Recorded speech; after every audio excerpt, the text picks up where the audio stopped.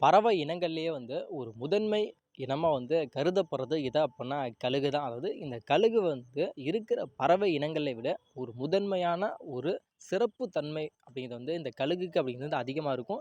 இந்த கழுகு எப்பயுமே வந்து தனிச்சு தான் வாழும். அதேமாரி எதையுமே சரி ஒரு தனிச்சு தான் வேட்டையாடுறதா இருக்கட்டும், இது வசிக்கிறதா இருக்கட்டும், எல்லாமே வந்து இது தன்னை தானே தான் இருக்கும்.